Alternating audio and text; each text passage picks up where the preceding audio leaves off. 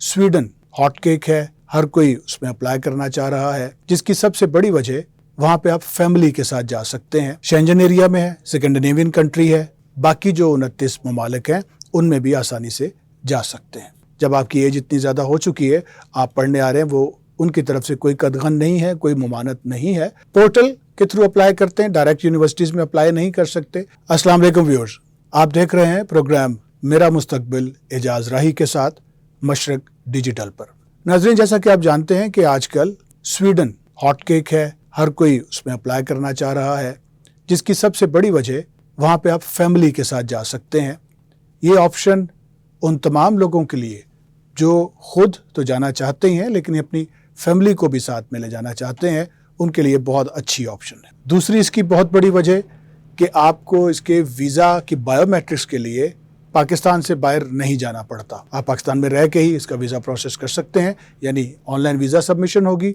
और अगर आपको इंटरव्यू देने की ज़रूरत पड़े या वीज़ा ऑफिसर समझे कि आपसे इंटरव्यू किया जाए और बायोमेट्रिक्स के लिए, तो आप पाकिस्तान में इस्लामाबाद जाके ये दोनों काम कर सकते हैं। शेंजन एरिया में है, स्कैंडिनेवियन कंट्री है और वेलफेयर स्टेट है, पीआर के चांसेस हैं। बहुत बड़ी बात कि अगर आपका स्वीडन का वीज़ा, स्टडी वीज़ा लग जाता है तो पहला पॉइंट ऑफ एंट्री तो आपका स्वीडन होगा ही, लेकिन आप उसके साथ बाकी जो 29 ममालिक हैं उनमें भी आसानी से जा सकते हैं। यहाँ पे अंडर ग्रेड पोस्ट ग्रेड दोनों प्रोग्राम ऑफर होते हैं। जो अंडर ग्रेड प्रोग्राम है, बैचलर प्रोग्राम, वो 3 साल के होते हैं। मास्टर प्रोग्राम 1 साल के भी हैं, 1.5 साल के भी हैं और 2 साल के भी हैं। जहाँ ये बात है कि आप फैमिली के साथ मूव कर सकते हैं, वहाँ दूसरी बहुत बड़ी जो सहूलत है वो ये है कि आपके स्टडी के बाद गैप और आपकी उम्र जो है, एज एंड गैप, ये दोनों मैटर नहीं करते। स्वीडन आपको, आप अंडरग्रेड में यानी बैचलर्स प्रोग्राम में एडमिशन लेना चाहते हैं और आपका गैप है कोई 5, 6 साल, 7 साल का, एज भी आपकी अंडरग्रेड से ज़्यादा हो गई है, तब भी आपको एडमिशन जो है वो मिल जाता है और वीज़ा भी उसी तरह से ही है।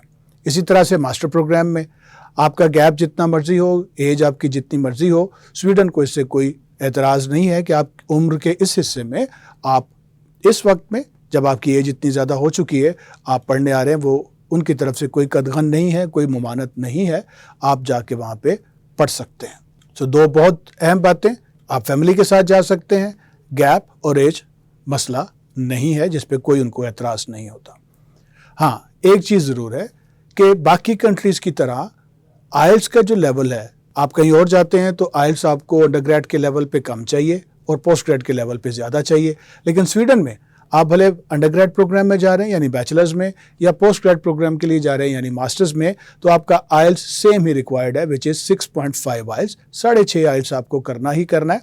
इसके साथ साथ दूसरे 2 टेस्ट हैं, PTE Pearson test of English और TOEFL test of English as foreign language.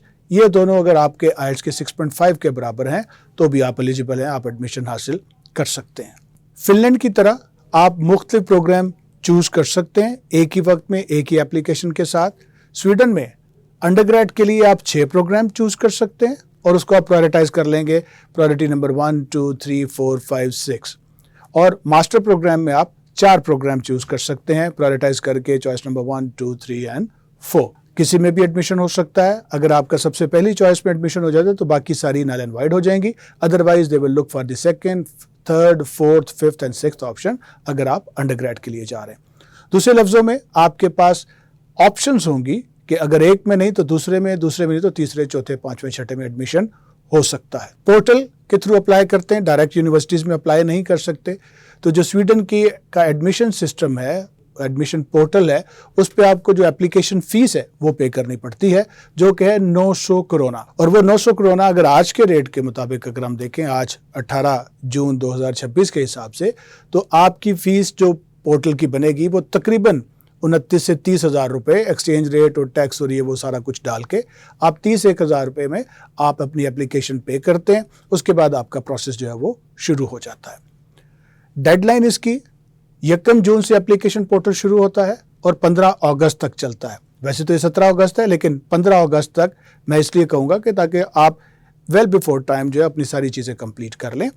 और उसके बाद अगर अभी भी आपके डॉक्यूमेंटेशन की कंप्लीशन में कुछ वक्त दरकार है या उसमें अभी कोई कमी खामी है, तो वो मज़ीद 15 दिन का टाइम पोर्टल आपको दे देता है कि आप 1 सितंबर तक अपने रिक्वायर्ड डॉक्यूमेंट्स जो हैं वो अपलोड करें, तो आपकी एप्लीकेशन सबमिट हो जाती है और इसका रिजल्ट तकरीबन 1 से 1.5 महीने के बाद वो आपकी ईमेल पे, पोर्टल पे वहाँ शो हो जाता है कि आपको एडमिशन मिला है या नहीं मिला। रिक्वायर्ड डॉक्यूमेंट्स में आपके एजुकेशनल डॉक्यूमेंट्स हैं, मैट्रिक FA जिसको SSC और HSSC भी कहा जाता है, BA उसकी ट्रांसक्रिप्ट, MA और उसकी ट्रांसक्रिप्ट।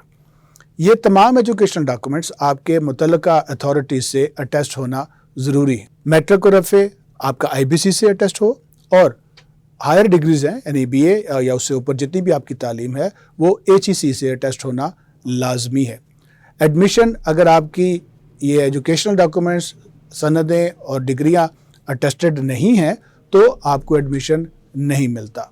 मोटिवेशनल लेटर या SOP बहुत सारी यूनिवर्सिटीज़ वो नहीं मांगती, लेकिन कोर्स स्पेसिफिक ऑप्शन में जाके एडिशनल रिक्वायरमेंट या स्पेसिफिक रिक्वायरमेंट में ये लिखा होता है कि कौन सी यूनिवर्सिटी किस प्रोग्राम के लिए SOP या मोटिवेशनल लेटर भी मांग रही है, तो वो आपको प्रोवाइड करना है।